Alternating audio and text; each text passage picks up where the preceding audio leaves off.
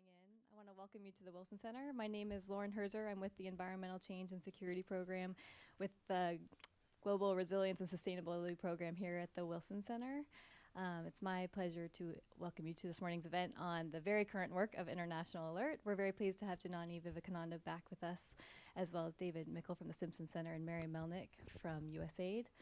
This morning's program is being sponsored by the Resources for Peace Project, which is a collaboration between ECSP and USAID's Office of Conflict Management and Mitigation.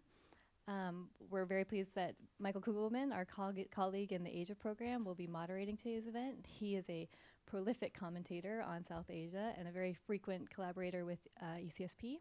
In fact, just yesterday, he had a piece published in the New York Times on the global farmland rush. So thank you, Michael, for moderating as well.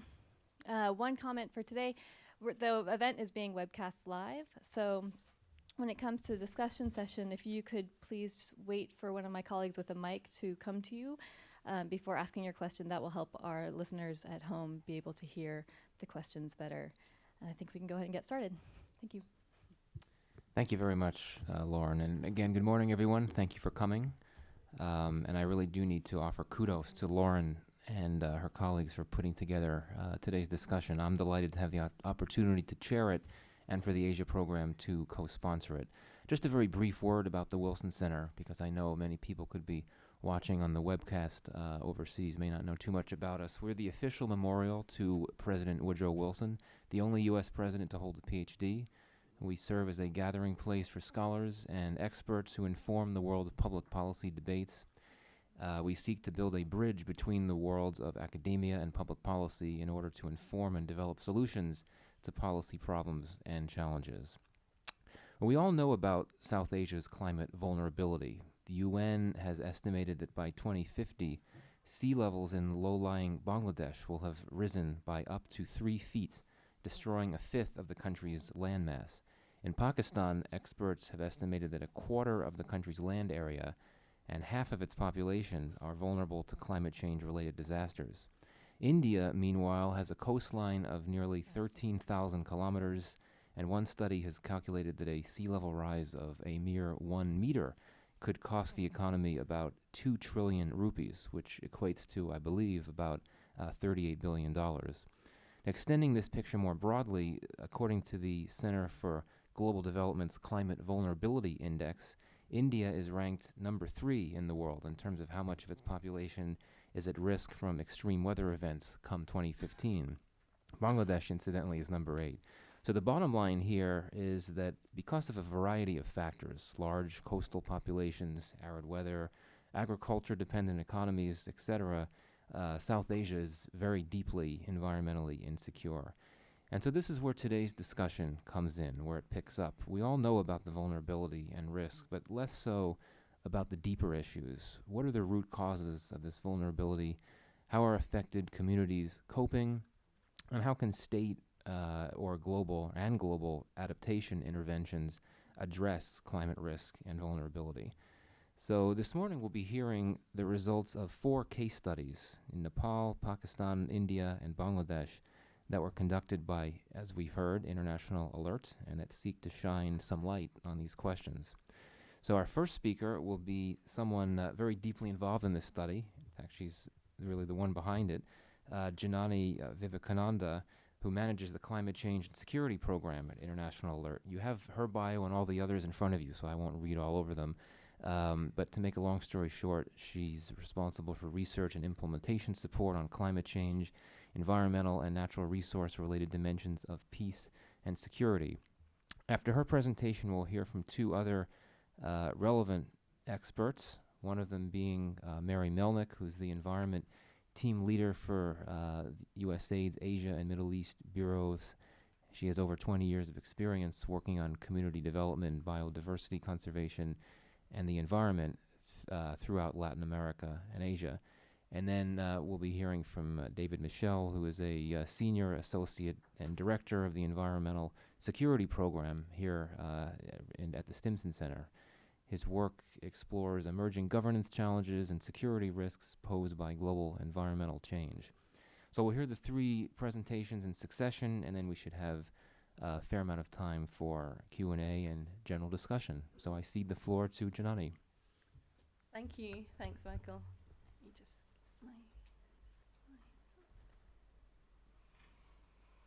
Good. Thank you very much. Good morning. Thanks very much to the organisers, Woodrow Wilson Centre, and Lauren in particular for organising the event and for having me over. It's always a real pleasure. I will take about 15 minutes, which is quite a task, to try and give you an overview of the findings of our 4 case studies. But hopefully we can then elaborate a little bit further in the discussion. I'll start by giving you an idea of why we wanted to undertake this research project. A little bit on what we were looking at in particular and how we went about doing it. And then I'll focus on our key findings, and then we can discuss those in more detail in the Q&A. So International Alert and our partners, the South Asia Network on Security and Climate Change, embarked on this project a couple of years ago, back in 2011, because we could see 2 things. On the one hand, there was an increase in academic literature on climate change and security, either trying to establish or refute the causal relationship between the 2. And on the other hand, we could see that there really was something going on. There was a relationship on the ground that was evident through our local partners in terms of climate change, making it harder for communities and governance providers in conflict-affected contexts to deal with existing conflict risks, and vice versa. Conflict, or the history of conflict, was making it harder for communities and governance providers to deal with climate risks, with adapting to changes in the environment. However, there was very little evidence or analysis on this complex relationship between climate change and conflict drivers at the local level. What information there was very much focused at the national level, or transboundary, and therefore was pretty broad brush. And this, of course, was then less relevant in picking up some of these nuances that our local partners were seeing at the local level. So preliminary research for this project showed that climate change impacts vary considerably, even within a small landmass such as Bangladesh. I mean, Bangladesh is a relatively small country, smaller than the UK, and it consists of 6 very different ecological climate zones. A country like Nepal, mountainous communities, explain differences in climate impacts village to village because of the microclimates that exist between valleys and the hills. And not only do climate impacts vary considerably at the local level, but also coping capacity varies significantly across different communities.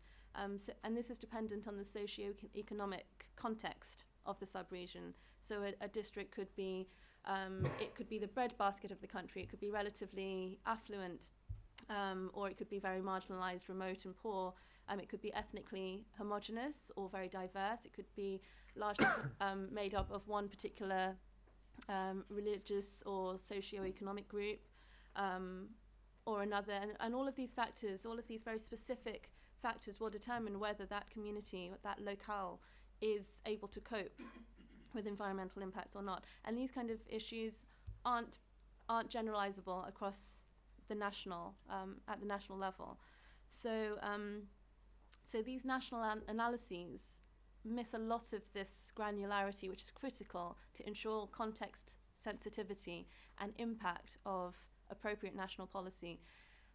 You do need to understand this granularity if you want to ensure the impact of the policies that you're trying to implement, namely effective adaptation that's targeted at the most marginalized and vulnerable communities in affected countries.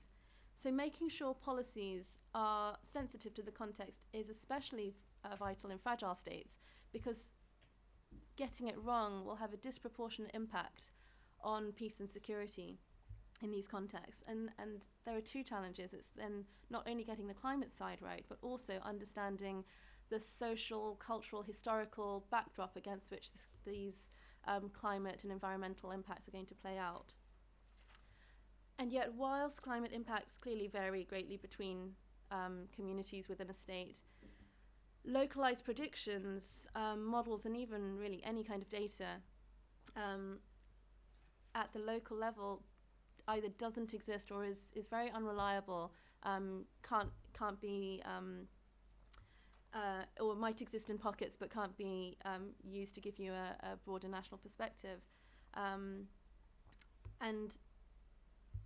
so those tasked with addressing this problem, be they international development actors, national governments, or even households, community members themselves, they need to make decisions in the context of essentially of this uncertainty that they face, the variability of climate impacts, because there really isn't the appropriate knowledge of what specific impacts of environmental and climate change will be at the level that's going to be meaningful for them.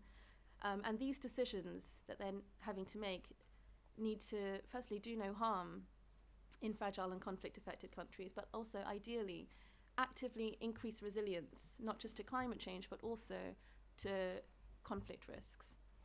So that's the why we embarked upon this project. We wanted to understand some of the root causes of this vulnerability in order to understand what kind of approaches would strengthen responses for to climate variability in these kind of contexts. So this project, Strengthening Responses to Climate Variability, takes local resilience as the starting point to understand the risks between, or the links between, climate change and insecurity. Now, to understand local resilience, we posed two questions. The first was, what are the root causes of vulnerability to various linked risks? So not just to climate change risks in isolation, because we could see that households weren't experiencing environmental risks as standalone issues, but rather these interacted with various existing risks, and so they were facing compound risks. They wouldn't even necessarily identify environment as a specific kind of cause of the challenges that they faced. So we were looking at broad risks and the root causes of vulnerability to these risks. So not just climate, but also environment, conflict, and broad human security risks. And the second question was, how can external interventions, be they by international actors or the local government or the national government, how can these interventions address these root causal problems? And answering these two questions will hopefully bring us closer to understanding how to build resilient communities which can cope with a host of possible climate futures, to cope with the kind of black swan scenarios, to deal with the unknown, and importantly, to be able to cope with these uncertainties without resorting to violent conflict. In terms of how, the research looked at 2 to 3 subnational locations in each of the 4 countries at district level. And we first looked at the nature of the environmental risks faced at the household or village level, and then we looked at the interaction between these environmental risks and pre-existing social, political, and economic stresses. And just as a qualification, when I talk about climate change and climate risks, for this research, we didn't distinguish between anthropogenic climate change caused by greenhouse gas emissions and naturally occurring environmental change, because in terms of the impacts on communities, the causality didn't matter. They were facing these impacts, and so we were looking at the two together, and so just counting weather-related events occurring affecting these communities, our target communities. We used a blended methodology drawing on grounded theory and structured focus comparison, and small sample sizes, so about 70 to 120 respondents per study site, using semi-structured interviews in the local language. So essentially, each of our case studies are intended to give a snapshot of a cross-section of experiences of vulnerability across the 4 countries, rather than give a comprehensive mapping or large end survey of of the challenges. So what did we find? There was a very broad set of contexts that we looked at. In Nepal, we were looking at remote mountain communities in one district in Rolpa, and comparing them with more food secure communities in the plains, in 2 districts in the plains. In Bangladesh, comparing highly vulnerable coastal communities in the south with urban communities living in the slums around in the peripheries of Dhaka city. In India, 2 communities living around and dependent on a large natural resource, the Chilika Lake in Orissa, and looking at the different livelihoods that they were extracting or trying to make a life around, which was dependent on that lake. And in Pakistan, 2 communities affected by water security in different ways in Sindh province. So very diverse contexts, but there were a surprising number of really strong threads across all 4 case studies that I'll share with you. The first key point, I think, is around resilience. This concept, it's a broad concept, but what we could see is that resilience does exist in communities. It's compound, and it also faces different kinds of obstacles depending on who you are. So we could see that within communities there were lots of dimensions of pre-existing resilience, but to see what these dimensions are, we need to look at the concept more holistically, not just through a climate change lens. So some of these dimensions might exist around different sectors, not just kind of climate change or environmental sectors, but different sectors of development, such as security or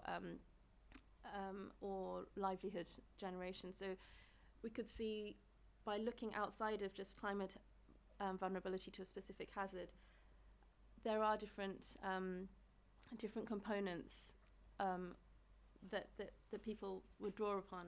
However, these dimensions really do depend on who you're speaking to. So it can't be generalized, even within the community. Resilience and obstacles to resilience differ for certain groups, certain identity groups. So, for example, in India, certain communities living around Chilika Lake had good access to the waters of this lake. It's a saltwater lake, and its environmental change, increased cyclones, are increasing the salinity of the lake. And so certain communities had access to this natural resource in terms of the water rights, and they had sufficient capital to be able to hire the relatively expensive equipment required for shrimp farming, which is seen as quite an effective adaptive strategy to be able to make a livelihood from the increasingly saline lake. However, on speaking to the community members, these individuals were actually wealthy outsiders who didn't live in that community, who were moving to that community to make use or exploit this resource because they had the capacity to. The community described them as the mafia, the local mafia, and these mafia were able to sublease traditional water rights from very poor fishermen to then gain access to the water which would have traditionally belonged to those fishing communities. And these fishermen were subleasing basically the only source of resilience that they had, aware that it was a very short-term solution. It was providing them short-term income when their fish stocks were dwindling and they weren't able to get enough income from their fish to sell their fish catches. However, they could see that this activity was, in the long run, directly negatively impacting their own livelihood, traditional fishing, because shrimp farming was decreasing the fish stock, because the way in which shrimp are cultivated release lots of pollutants into the lake, and also trap the very young fish in the meshes in the shrimp enclosures, which mean that the young fish aren't able to grow and develop and then be caught later on in their lives. So the fishermen could see this, and yet they were so dependent on their subsistence livelihoods that they felt this was the only option for them. In another example, in Bangladesh and Nepal, farmers spoke about initiatives around alternative seeds, hybrid seeds that were available to certain farmers, or different crops, the ability to switch from, say, growing paddy to cash crops such as ginger or oranges to adapt to the changing rainfall patterns that people were experiencing. And a lot of these activities were being supported by NGOs and development agencies. However, a lot of the respondents explained that these strategies were only an option for people that owned land, basically landed farmers who were the more wealthy, the elites, the higher castes. And the majority of these communities were, in fact, tenant farmers or even bonded labourers in some cases. And so they were not able to, they had no say in changing cropping patterns or switching to alternative seeds. So they felt aware, they were very aware, and in some cases felt aggrieved that there were these development activities that were coming in but not targeting who they saw as the most vulnerable, but actually prioritizing people that were better off in a relative context in that community.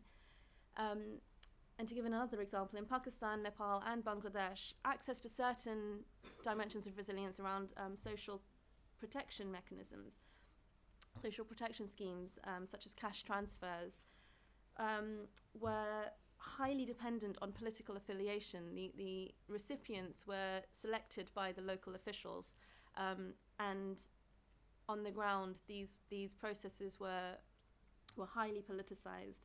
And in Pakistan, in our study sites in Pakistan, people felt that they couldn't raise grievances around allocation of resources, around any problems around their land rights or any competing interests in a particular resource, because the self-same people that were responsible for justice provision were also the political representatives and landowners. So these people that were providing justice to the community were also the people that owned the land upon which these people lived and worked. So they felt that they couldn't say anything against their local kind of feudal leader, because they would be turfed out and then have no home and no job. So environmental risks and the kind of resilience building interventions around climate change adaptation need to be understood in this kind of in context. And this means understanding the politics and power and indeed the political economy of any kind of intervention around access to natural resources and job creation and access to credit. So the second point that we could see across all case studies was that building resilience doesn't always look like climate change adaptation. By looking at the root causes of vulnerability, this research picked up issues which fall beyond climate hazards, yet are still relevant to building household resilience. In fact, in open-ended questions where households were asked to identify the key issues, key challenges to their lives and livelihoods, very few respondents directly, in unprompted questions, identified climate and environmental risks. Rather, responses clustered around pre-existing social and political issues, particularly around governance. But other issues included education. People could see, particularly in Nepal, that increased access to and quality of education would increase the chances of the next generation not having to pursue highly climate-sensitive agricultural livelihoods. So this isn't necessarily something that would be seen as a climate change adaptation strategy, but these people were explaining that, well, actually the best form of adaptation would be not being a farmer. and being able to move into alternatives such as business rather than alternatives such as growing a different crop. Other potential dimensions of resilience that came out were better safety and security provision in Bangladesh, in the Bangladesh study, where in the coastal regions where livelihoods were already threatened by increased salinity, the poorest communities, the fishermen, are already facing an additional challenge of crippling debt, because they're having to take out loans from loan sharks to pay for security provision and pay for kidnap ransoms for family members who feel they need to then go into the Sundarbans, which is a natural resource, a large mangrove forest in the vicinity, which is controlled by criminal groups, by kind of armed brigands or dacoits, as they would call them, who control this natural resource. So access to that natural resource, the Sundarbans, is relatively lawless and controlled by these criminal groups, and people are having to pay them protection money on top of which is an additional risk on top of the fact that their livelihoods are threatened, and those communities are very aware that their safety and security is not being addressed by the state, by the local government, and the police force. So they feel that that is a dimension of resilience that really is the responsibility of their governance providers. And it was interesting, they made a distinction because there's a high risk of being attacked by tigers in that community, because tigers live in the Sundarbans, and also by armed groups. And yet they could see that being attacked by tigers is just fate, that's in the hands of God. But being attacked by the criminal groups is clearly a responsibility of the government, and that is a social contract issue, which, whilst they weren't using those terms, which the community could identify. Another issue which came up was interest in creating an enabling environment for business. There's very little option for non-agricultural or fishing livelihoods amongst the communities in these case studies, and the reasons for this are the lack of stability, lack of infrastructure, energy security in terms of very, very frequent power outages, blackouts for up to 14 hours a day, which would be a real challenge for any kind of small to medium business to operate, and the need for strong governance to be able to put in place appropriate regulations and a legislative framework for businesses to grow. And the final issue was migration. It was cited in all case studies as a significant adaptive strategy, but it's ignored in all development and climate change adaptation plans. It varies in terms of how communities perceive it. Migration is seen in Nepal as a relatively positive strategy. Female-headed households said that they were more resilient, and the benefits of receiving remittances were stronger than or outweighed the downside of having their sons or husbands being away, because they were financially secure. They didn't need to then have to go and be involved in local politics, because remittances came directly to their households, and they could then afford to live. They had satellite TVs, and they could make their own choices about how they use this income. Whereas in Bangladesh, it was a lot more mixed. People could see that they were more economically resilient from remittances coming back from migrants, but they were also very aware of the social or negative impacts on well-being, and the social and kind of familial dislocation of having members of family being away. So there needs to be more understanding of these dynamics, and migration does need to be integrated into the plans to ensure it's planned for and managed in a peaceful way. If not, unplanned and uncontrolled migration is already resulting in the growth of urban hubs, because a lot of this migration, or a huge majority of migrants are national migrants, seasonal, and rural, urban. Very, very few are transboundary, and if they are transboundary within the region or along very clear migration trajectories, such as to the Middle East for labour. So this is, and the lack of understanding and planning around this is already creating competition over resources in urban centres and increased criminality, which we came across in the Dhaka slum study. And then the final common thread was the imperative of strengthening governance. The importance of strong, accountable, participatory, effective local government was a theme across all 4 studies. Specifically, people spoke about better links between local and national governments. The plans, climate change plans, are being made at the national level with very little consultation of local administrations or communities, and yet these local administrations are responsible for implementing the plans. And so there's a real disconnect. Sometimes there's a real or almost complete lack of knowledge of national plans.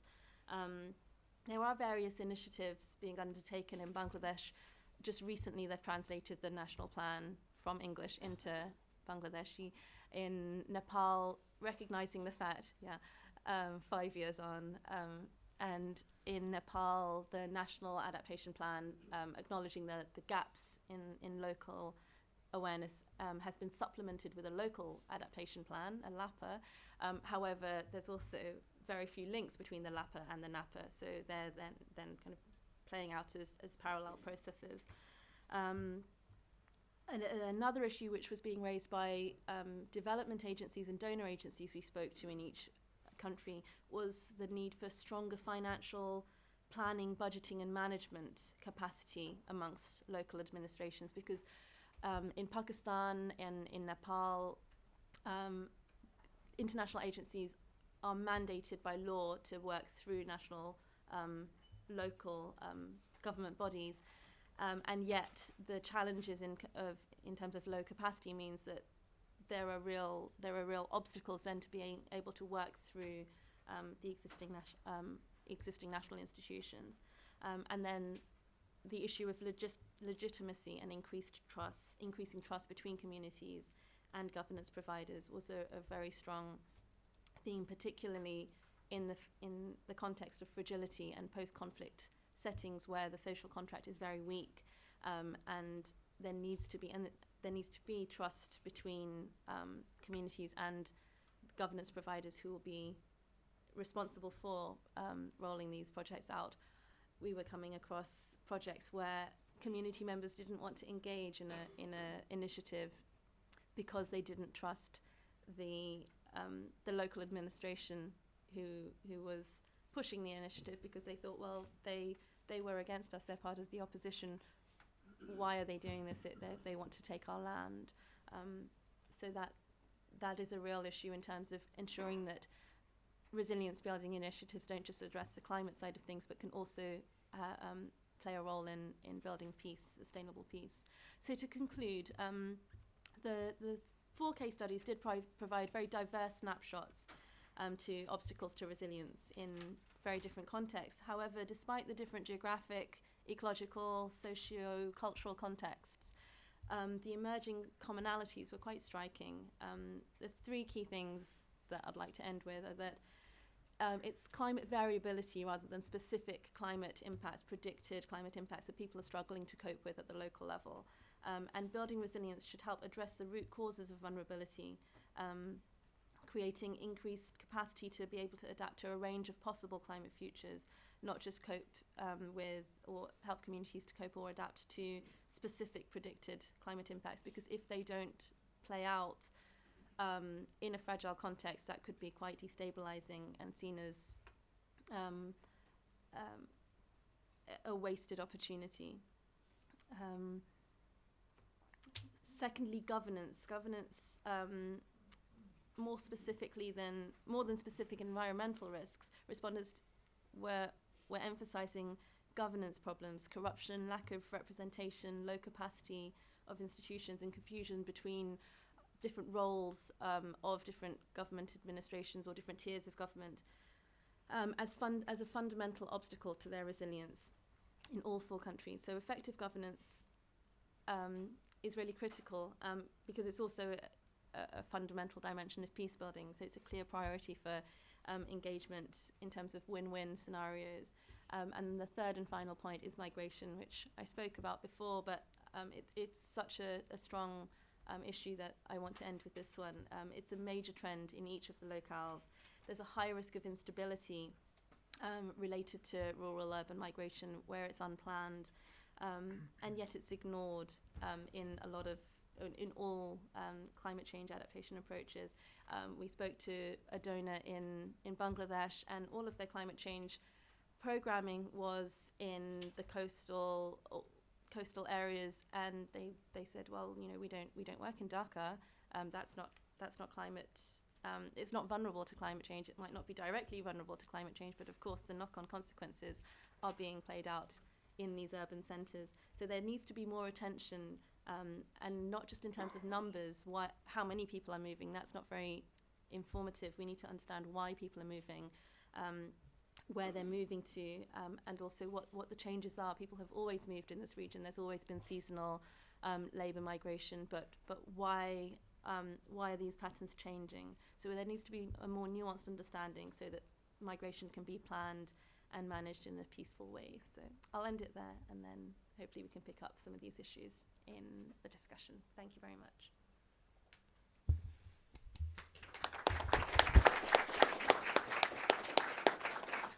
Thank you, Janani. You've gotten things off to an excellent start. Well, let's continue with Mary now. Yes, thank you, Michael. Yes, I've been asked to review some of the findings of the report and speak a little bit to perhaps the applicability to existing USAID programs in South and Central Asia. How are they consistent with some of the findings, as well as how we might be able to improve and better some of our programs. I want to congratulate Janani and International Alert for a very comprehensive report, hitting upon very broad-based issues and getting down to the granularity. So I'll try to speak to some of them.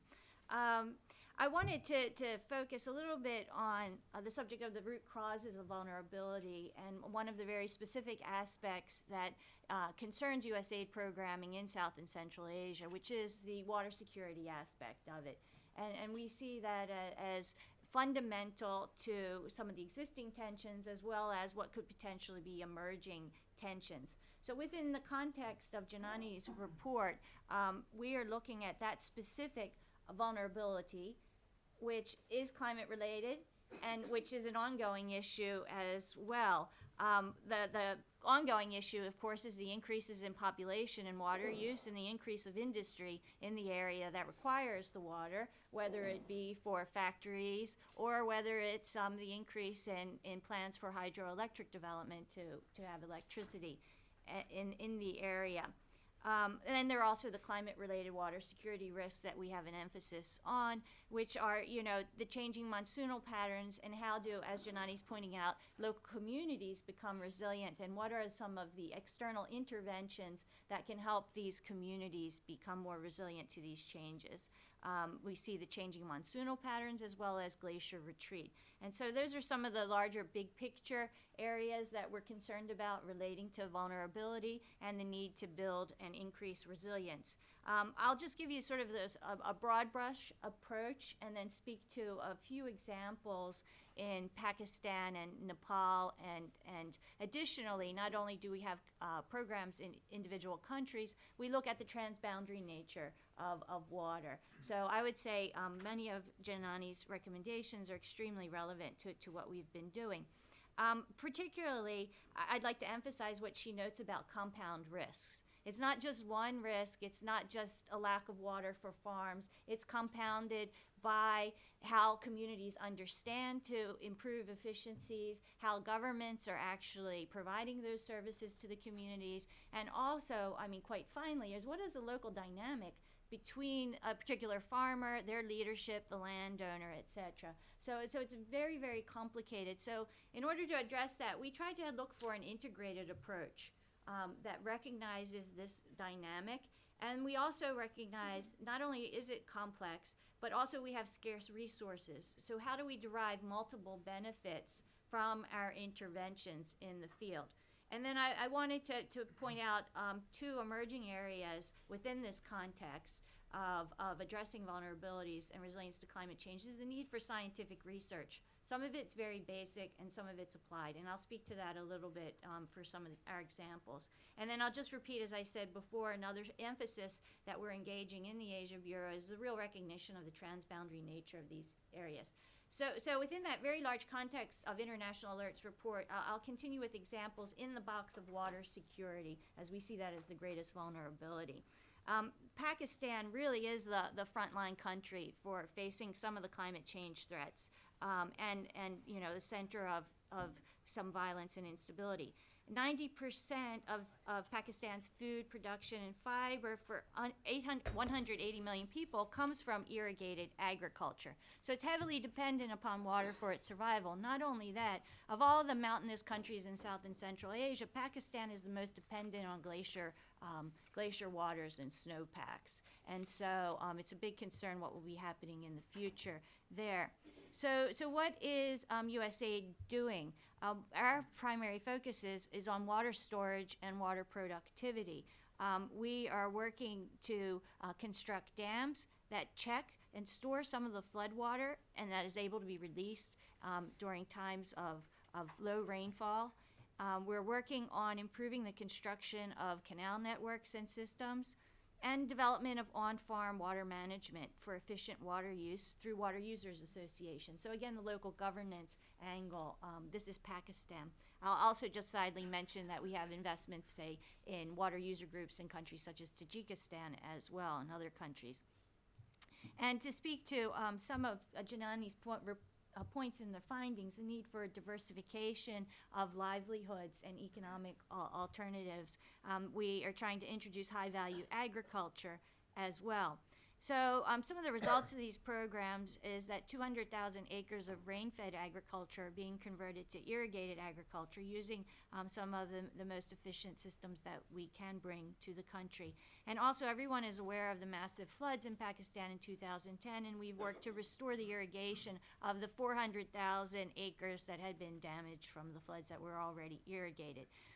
So getting back to this issue, using just some of that work on Pakistan, talking about what I had mentioned, we're looking for multiple benefits in our intervention. So essentially, with a focus on improving the on-farm management of water through irrigation efficiency, water storage, etc., we're helping to improve food security in the region, reducing tensions, which is very fraught during times of drought in the area at certain periods of the dry season, and disaster risk reduction, checking floodwaters, and also increasing that resilience to climate change by trying to secure as much water as possible. Nepal, we have similar programs as well, looking at improving ways of storing and managing water for our local communities. Nepal is very famous on community-based forest management, community-based natural resource management, and we work through those local user groups. We also, similarly as in Pakistan, are improving techniques for the more efficient use of water, such as drip irrigation. Now at this point, I'll talk a little bit on the research angle, because where do communities get water? So it's in addition to governance and improved technologies, et cetera, of drip irrigation, but where are actually the recharge areas? Where are the areas we should be protecting in order to maintain that supply of water? So we have that aspect of research at the local level. Essentially, though, we also have a very large research project with the University of Colorado at Boulder, which is looking at how much water specifically comes from glaciers and snowpacks. We feel that at USAID, in order to have effective future development programming, we really need to know what and how much water we're getting and from where in the region now. So that is a program of collaborative research among the 10 or so countries in South and Central Asia, in which we'll be subgranting to individual universities in those countries to begin asking this research question. And the research, to some extent, will be standardized so that it can be compared cross-border. Another transboundary activity relates specifically to what Janani was mentioning, looking at some of the marginalized communities. We're going to try to target some communities in the most remote areas of Nepal, Bhutan, India, and Pakistan. These are the communities that are adjacent to the glaciers that will be the first to feel the impacts of any glacier retreat. But also they're at the headwaters of this massive water system in Asia. So taking into account the need for ecosystem management, watershed management, how can we maintain and provide healthy ecosystems at those very highest elevations adjacent to the glaciers? So that again is looking at a transnational question. It's very interesting. We have very local sites in very specific countries in the high mountains of Asia, and yet the implications are transboundary, because what we're trying to do is secure the headwaters of these key areas. So again, we're looking at multiple benefits. We're helping the high mountain communities adapt to changes in water supply, working with them for ecosystem management, which is good for the environment, and specifically one of the charismatic species we're working on are snow leopards, so we're aiming for biodiversity conservation and protecting some of the headwaters of Asia. How I'd like to just finish up quickly on how we can improve our programming. I think USAID, with its recently released in the past year Climate Change and Development Strategy, has a very strong message for integration. And Janani clearly points out value of education, governance throughout this study. And we are looking to do that. Where can we improve? I think the critical aspect is getting at that granularity, that individual political economy at the community level, and understanding that dynamic, who has power, who has control. I think that's such a nuanced and such a site-specific area that it requires more investment, but it is a bit intensive analytically, et cetera, and that always could be improved. And for our programs, I think the migration question is something that needs to be flagged. So I think that would be another area. So thank you, Janani and Michael. Thank you.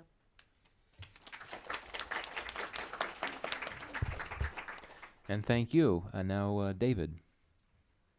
Thanks very much, and thanks to the Wilson Center for organizing this event, and my congratulations to Janani and to International Alert for their research efforts.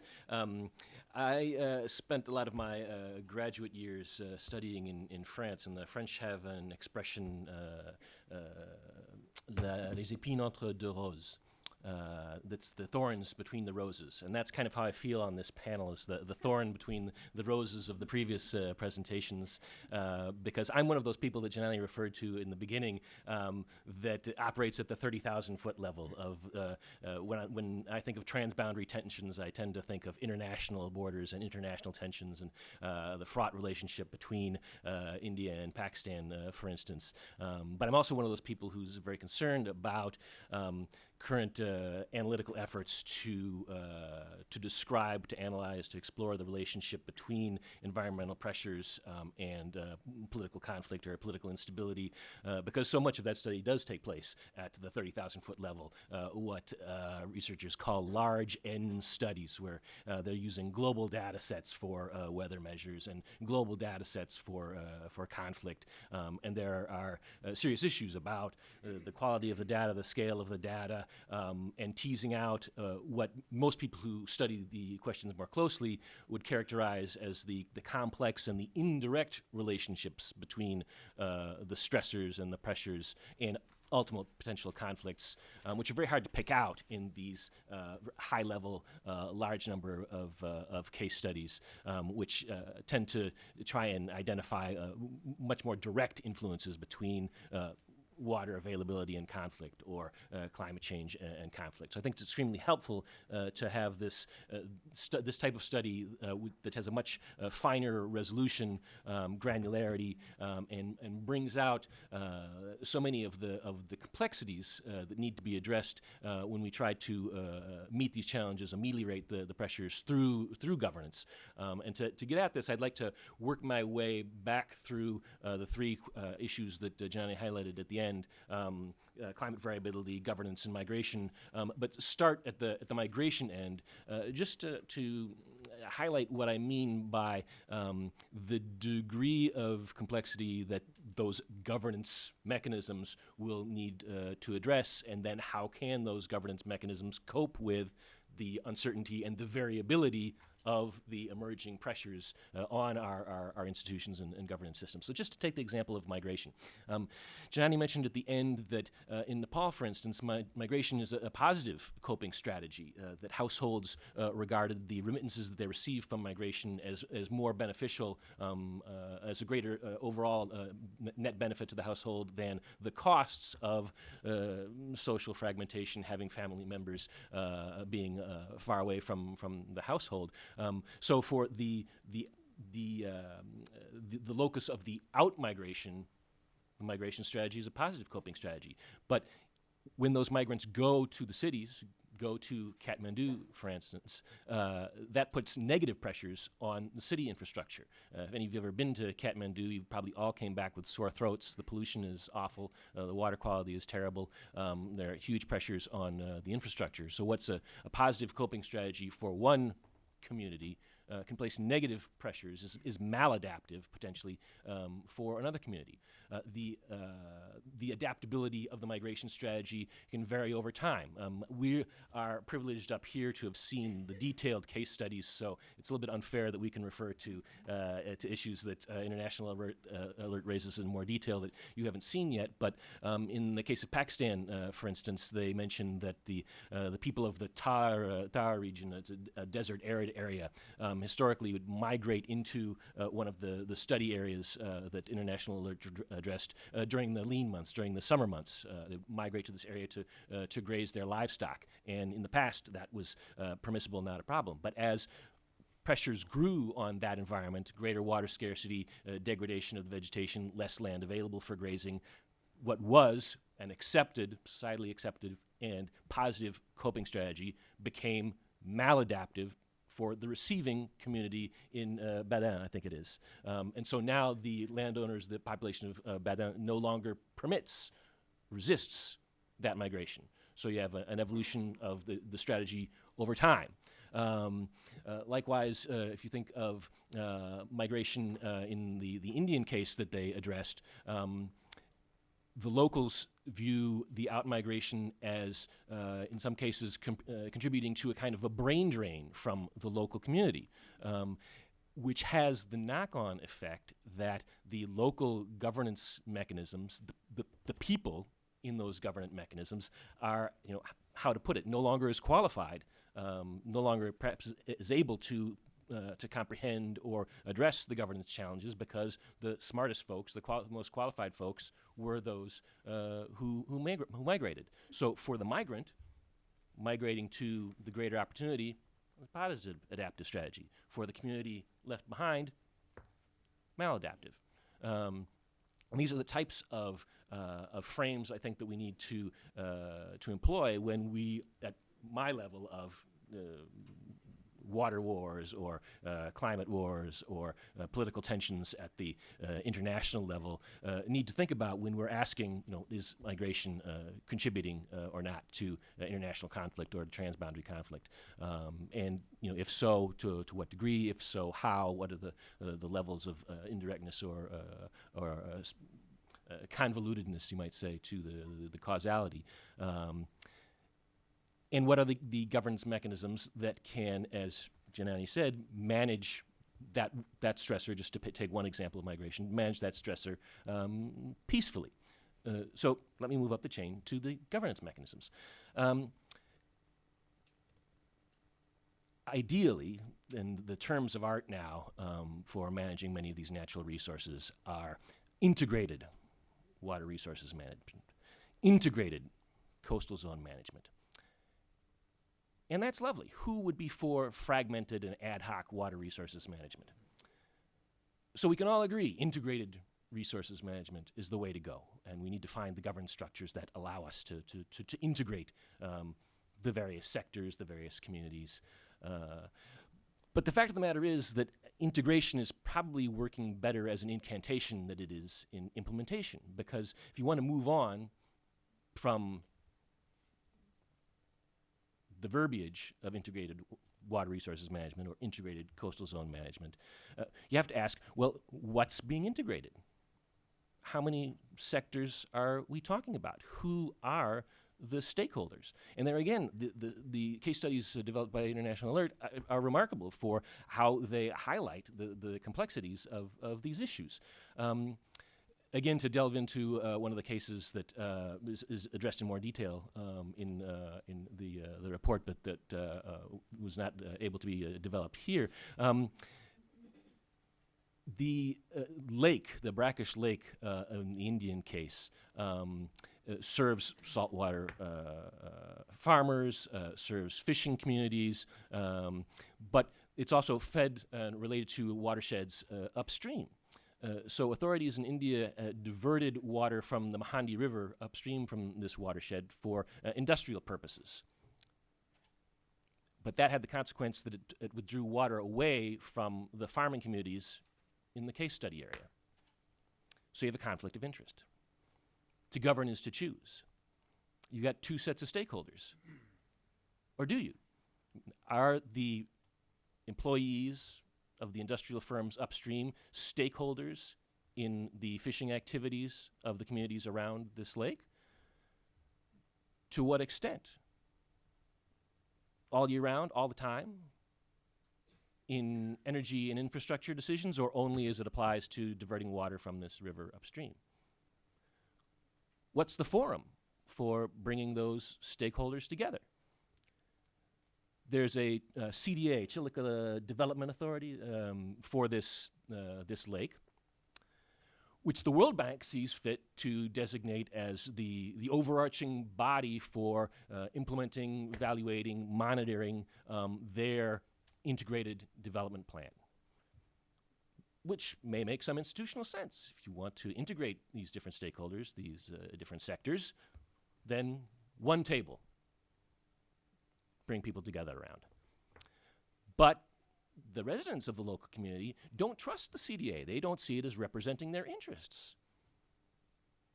So the way they will, or not, accept the authority of the CDA is under question, their level of participation, the level of legitimacy that they would see as coming out of the decisions and activities of the CDA is an open issue.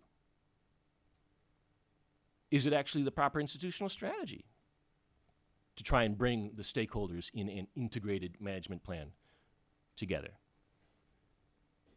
Because, again, we're back to the question of who are the stakeholders and how should they be integrated. Pretty soon, you build up from the resolution, the granularity that has been commended here to a bigger and bigger table with more and more interests, because you've gone from the saltwater fishers and the farmers around this one lake to, well, you also have a coastal zone management plan.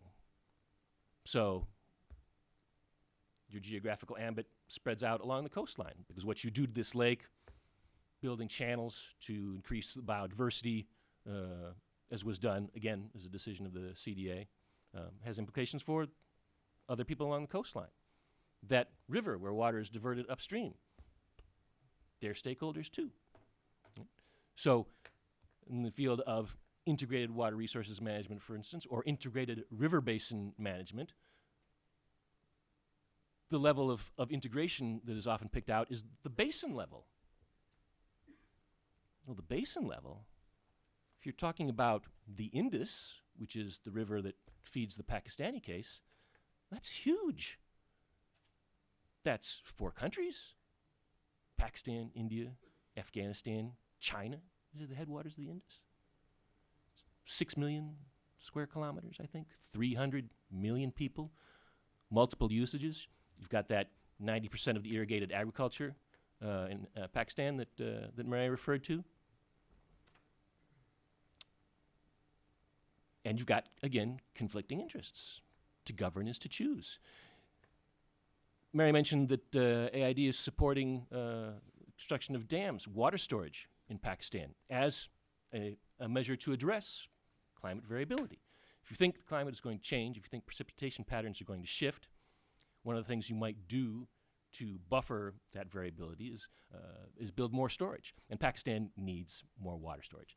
The United States has 5,000, 6,000 cubic meters of water storage per capita. For every one of you in this room, somewhere in the United States behind a dam in a reservoir, there's 5,000 to 6,000 cubic meters of water as a reserve. In Pakistan and India, we're talking about a couple hundred cubic meters per capita. So if you're Pakistan, you very well would want to construct more storage. But, as is also brought out in the case studies, there are serious issues between the provinces about building increased storage. The people of Sindh view plans for dams upstream in the province of Punjab as diverting water potentially away from their uses. Those same dams that could store water, they also block sediment from coming downstream. The delta of the Indus has lost about 5,000 square kilometers since pre-independence days, and you can actually track it as barrages are built on the Indus, and that has had the consequence that fishing communities downstream, the nutrients no longer reach the delta, they no longer nourish the hatching areas for the fish. The land on which the fishing communities were sitting is no longer replenished by the sediment coming downstream, so the coastline is receded. Again, you've got conflicting interests. Those barrages, those dams that could store water for provinces upstream or for the national benefit of Pakistan, if they are generating hydroelectricity, for instance, they have consequences at other community levels downstream. So how are you going to adjudicate these? Well, integrated water management, right? But the mantra, if you will, requires very careful thinking about how those integrated decision-making systems actually operate. There's kind of an implication through accountability, transparency, that if you just get everybody around the table, it'll all balance out. I bet you it won't quite so easily. Now, that doesn't mean that decision-making is going to be blocked, but if to govern is to choose, that means that some interests will win out more than others, that compromises will have to be made. And that's where the rub is, and that's where it's so important to identify the granularity, the complexity, the local implications, is because we have to be aware of what interests are being favored in the power relationships that may exist within these decision-making structures. Right? Janani referred to how in Pakistan, for instance, some members of the communities are very reluctant to voice opposition to plans generated in certain decision-making circles because the landowners, the power elites for whom they work, who own the land on which their homes sit, predominate in those decision-making environments. So what could be, depending on how it's structured, an open, transparent decision-making environment, right? Just get everybody together around the table. It actually doesn't function that way because the voices on which you are counting to express their interests, express their opinions, won't do so in that circumstance because of power relationships that exist in the society outside of this water management board, for example, that you've put together. Or maybe the people who are in that decision-making circle aren't really qualified to make those decisions. If you have that challenge of brain drain, the most knowledgeable, best qualified people in the community moving away. Are these the people around the table now that you want to be making decisions? Or maybe the difficulty doesn't lie in the structure of the decision-making architecture, but in the societal habits, attitudes of the people gathered around the table. I think Janani referred to the relationships in between fishing roles and caste in the Indian environment. That the fishers, where they fish, the fish that they catch, is defined by tribal and caste relationships, right? And they don't think of agriculture as being an adaptive strategy for them, because that's not what we do. That's not my social identity. So if you are sitting at a surrounding level of decision making or an overarching level of decision making, and you're trying to determine what should be done to adapt in this community, and you suggest agriculture as an adaptive strategy within this decision making environment, your transparent participatory structure will push back, because the participants will say, no, we don't do that. That's not our identity. So these are the types of questions that the study brings out that we need to grapple with as we are envisaging dealing with the looming pressures of climate change, environmental variability, water scarcity. That we have lots of potential mechanisms and lots of best practices and lessons learned out there. But we'll need to reflect carefully on how those pieces are applied in particular contexts, and quite specifically, how they are linked together. What are the ramifications of a strategy that is positive and adaptive at one level for stakeholders that are outside your field of view within that particular system? The three of the case studies here are in coastal zones, in Pakistan, Bangladesh, and in India. And coastal zone managers, they use that same vocabulary, integrated coastal zone management. Water managers, integrated river basin management. But the integrated river basins, for whatever reason, right now, they don't integrate so well with those integrated coastal zones that are right there where that river hits the sea. So you get the retreat of the delta issues on the Indus. You get the flooding issues in Bangladesh, because the Ganges-Brahmaputra Meghna system comes out to the sea in Bangladesh, has upstream riparians, upstream polities, upstream political systems in India, in Nepal, in China, that aren't part of that same political architecture. And you have real conflicts about whether they should be. Likewise in the Indus. There is an Indus Waters Treaty, the summit of international cooperation. And in my field, when we talk about getting to the ideal in peace building, we'd like to see an international treaty. We got one. Indus Waters Treaty, signed in 1960, most successful agreement in history in between India and Pakistan, lasted through 2, 3, 4 wars, depending on how you want to count them. Nobody has ever broken it. There's some question about what Pakistan could actually do to break the treaty, because of the way the stipulations are structured. They have difficulty violating it, but everybody abides by it. But Afghanistan, not party to the treaty. And about 12% of the flow of the Indus comes into the river from the Kabul River. Right? Most densely populated part of Pakistan, or of Afghanistan. Developing those water resources is going to be a key ingredient in the development of the country. Afghanistan's not party to that decision-making system. China, headwaters of the Indus, the mainstream Indus, rise in China. So does the Sutlej. China's not party to the agreement. So how do we get the governance mechanisms that we need to address these stresses? And finally, just for a second to throw in the variable, if you will, of variability, Janani and International are quite right to highlight the resiliency of the communities, the resiliency of the government systems has to be resilient to variability. The stresses aren't linear.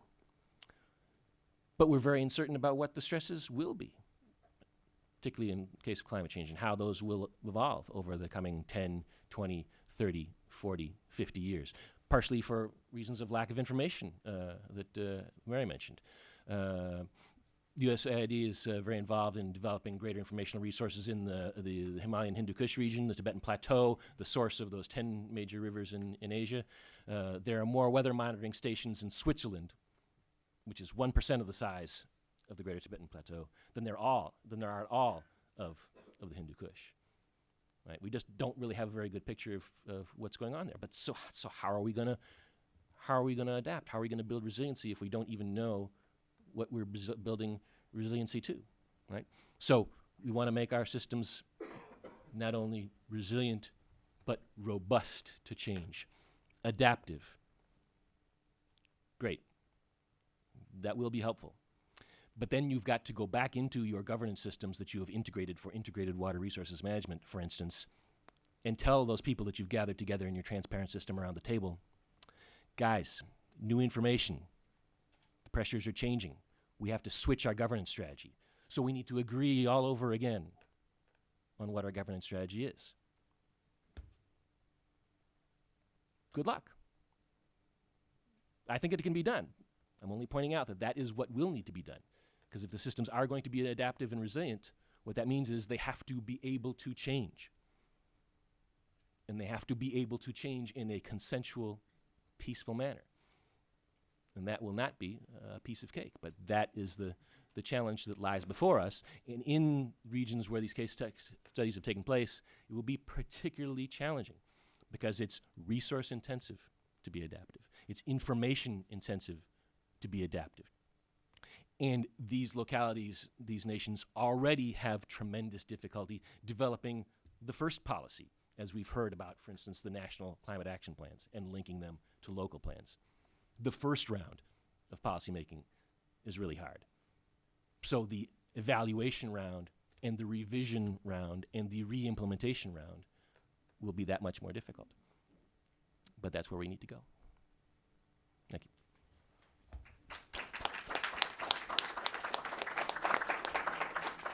Well, thank you, David. Thanks to David and Mary for providing two very insightful responses to Janani's excellent presentation. We've got a lot of material to work with, and I have an urge to ask all types of questions, but I'm going to suppress that urge so that we can open up things to all of you. And I think we have about 10 minutes for questions. So let me just repeat what Lauren had said at the top. Before you start asking your question, please make sure you have a microphone in your hand because we're webcasting and we want people around the world to hear us. So why don't we start the show of hands? I think to speed things up, we'll have 3 questions. We'll take 3 questions successively each time that way. So start. First question will be right there.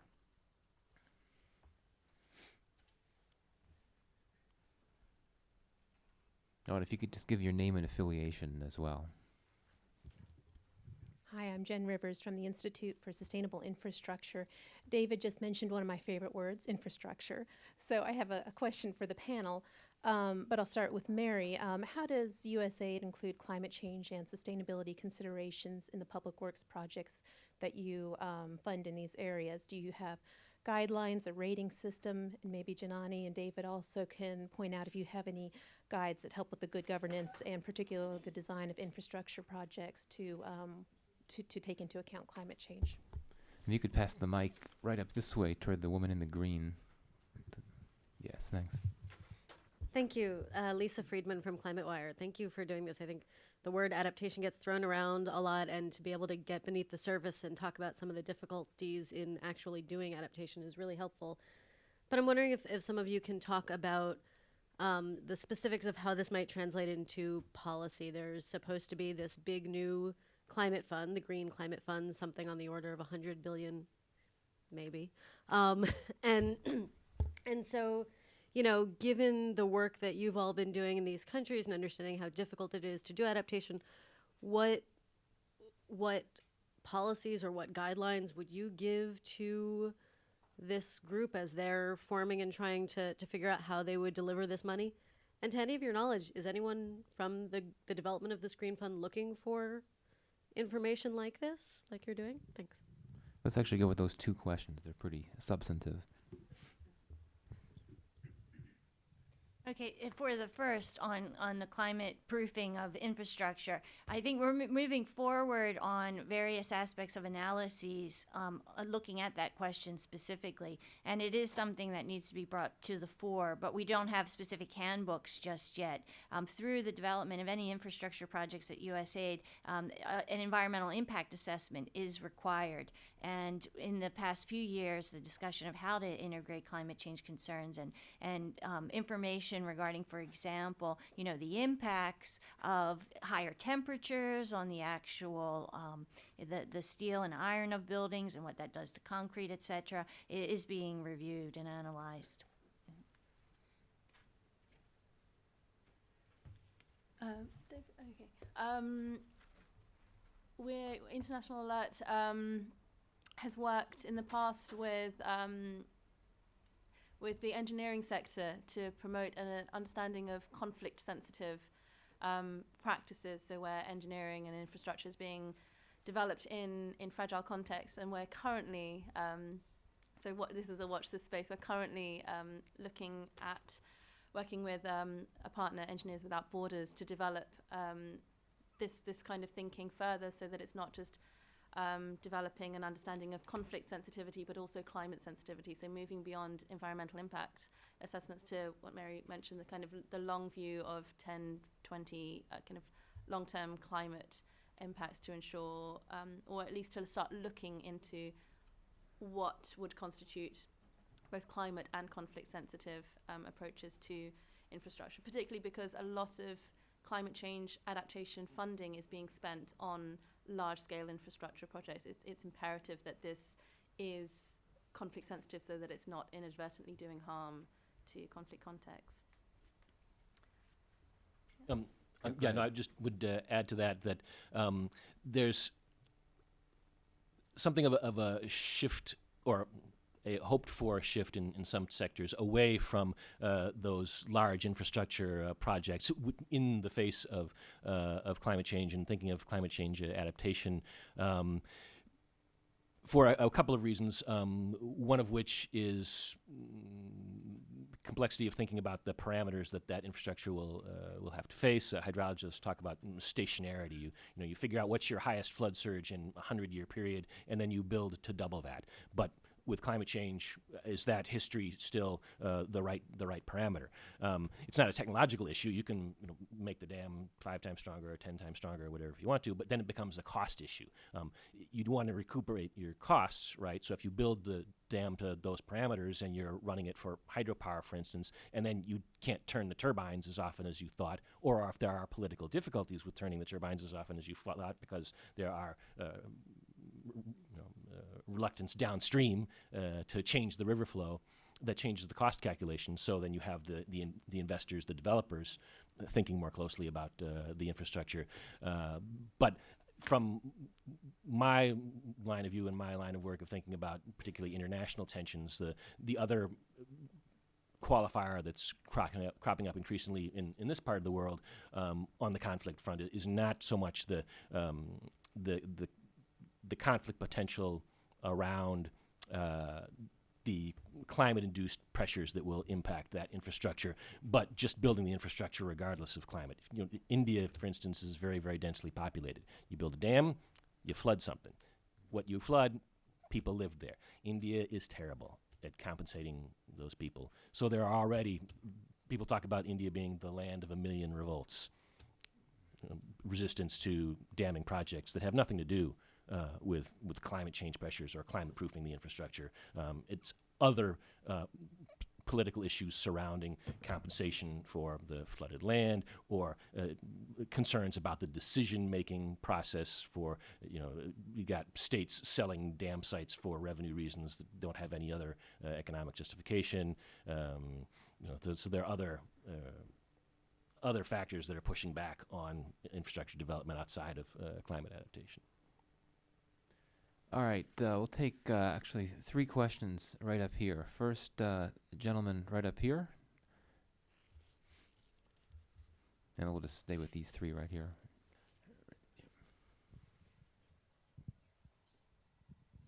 Hello, this is Sharad Ghimire from Nepal. I'm a student researcher of environment security. My question is to Janani. I think you made very good point that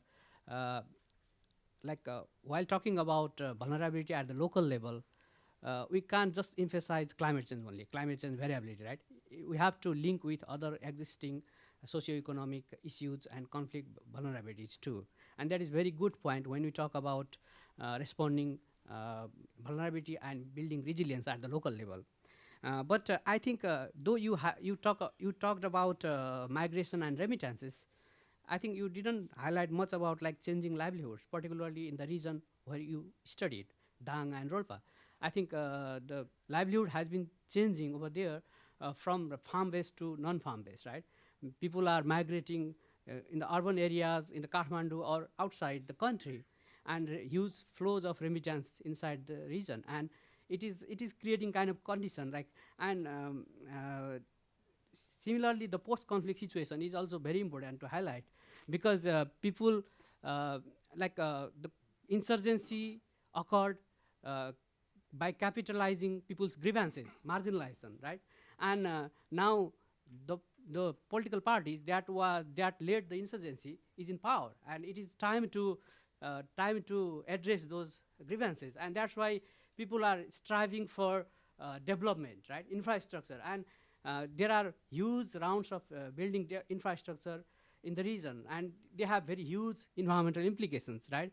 Building roads here and there haphazardly, it is creating soil erosion, deforestation in the region, Rolpa and Dang, and similarly establishing polluting industry, cement factory in Dang. It is creating very huge desertification, already very water scarce region, and that's why. Do you think such type of situation is very important when we talk about like environment relation to peace and conflict? Okay, thanks. Actually, right. Okay, thank you.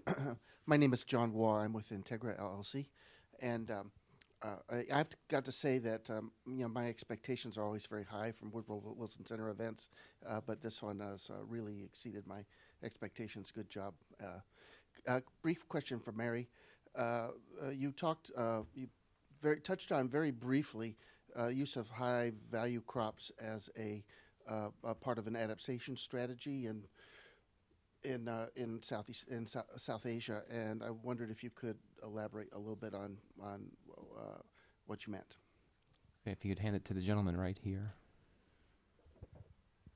Right here. First of all, I'd like to thank all the speakers. It was, I agree, excellent presentations, covered everything from A to Z. So one thought I had, and my name is Steve Gale. I'm with the USAID Office of Science and Technology. And here's the question, and anyone can answer, or all can answer. It seems we live in a world of exploding data now. We have tons of data. And so my question is, do we lack information at the local level, at the district level? Is it a question of granularity? Do we need more data? Or do we need more analytics?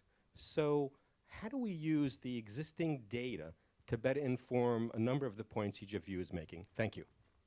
Okay, 3 good questions. In addition, the question that Lisa Friedman had asked before about policy, we didn't really get into that. So who wants to start? Shall I just jump in on Lisa's question?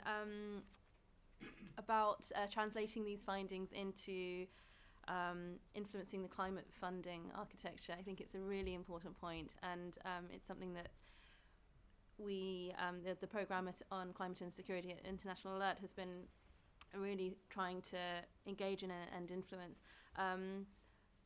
There is a lack of awareness of conflict and security and human security issues in the climate change architecture at the moment.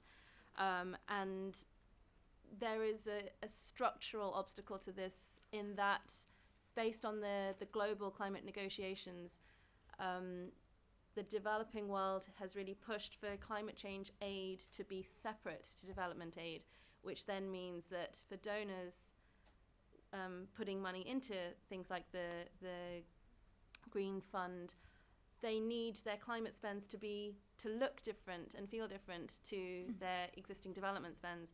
So this is a real challenge for then having these integrated approaches or responses to climate change which don't just look at specific climate change adaptation interventions, but address some of these broad resilience building initiatives. Mary was talking about a lot of AIDS work, which isn't just looking at responding to climate hazards, but also education and governance.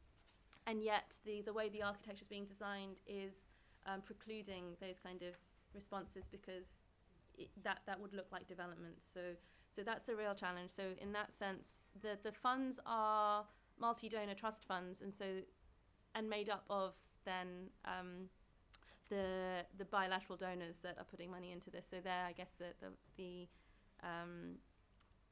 the goal would be to engage those donors to create understanding through events like this, I guess, to create the understanding of the linkages and the complexity of what this resilience looks like.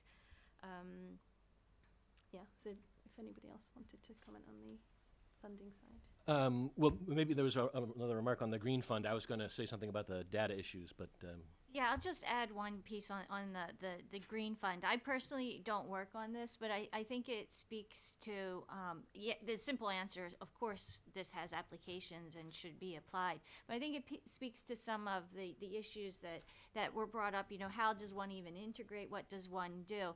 And I think just from a very practical point of view, we're all engaged in our day-to-day activities and responsible for A, B, and C. I may be responsible for the delta portion of the Indus River. Someone else is responsible for another aspect. And I think what's missing in this kind of the Green Fund, linking some of the on-the-ground work to these higher-level funds, is who is actually connecting those dots. I can't answer your question because I don't work on it, but this speaks to a need, I think, and that's alluded to in the report about these connections, because we're all doing different tasks, but there needs to be that bringing together and a different form of integration, not necessarily on the water, but how do you bring these different pieces together? and I would just capitalize on that to say that the differences of scale and responsibility and the architectural issues, they aren't flaws, they're just facts. Right? It's not that we just haven't been able to wrap our minds around what's the right way to put these pieces together. It's just that it's Aaron Salzberg, who some of you may know, who's the water advisor at the State Department, and who actually is a rocket scientist. I mean, the guy's professional evolution. He was a semi-pro baseball player, cancer researcher, rocket scientist. He says that his water work now is harder than rocket science, and part of it is this architectural issue. But just to take a stab at the data issue, I mean, there's incredible flows of data out there. And now with JS and remote sensing and telemetry, there's ways to compile even more data. But for instance, to go back to the variability question, how do you gauge the variability if you don't have a consistent time series? And we don't have the satellite data for that long. It needs to be calibrated and ground truthed. Right? For monitoring the glaciers, for instance, the altitude and the aspect of the glaciers, which way they're facing relative to climate patterns, it's very important. And the satellites aren't always picking up. If you're in a very steep valley, they're not positioned all the time correctly to develop a consistent time series, and if we don't fund them, they won't be up there for that much longer. And our Earth observation systems, they need to be replaced. And there have been, in this country, there have been sometimes some difficulties in Congress getting the funding to replace those satellites. But we have a tremendous amount of data that we'll be developing, but we need to work on, how do you store that? How do you manipulate it? How do you make it available to stakeholders and decision makers? A lot of the data that is collected, the decision-making parties just don't know about it. I'm working now on a Track 2 dialogue in India and Pakistan, and you get the Pakistani scientists saying, we just put together this archive, and not only do the Indians say, where is it, but their colleagues in Pakistan say, where is it? How do we see that information? So we have not only a data collection issue, much more than that, we have a data distribution, dissemination, employment issue. And again, data is not information until it's organized in some way, and it's not understanding until it's further organized. And we're working our way up that ladder. Well, thank you. With that, we are, alas, out of time, and I guess I'll wrap up by resorting to a cliche that we all know climate change cannot be stopped, essentially, and neither can its effects, but they can be blunted, and I think that the discussions today have provided some very interesting and hopeful, perhaps, lessons for policy. So if you could join me in giving a round of applause for our three speakers. Thank you very much. We are adjourned.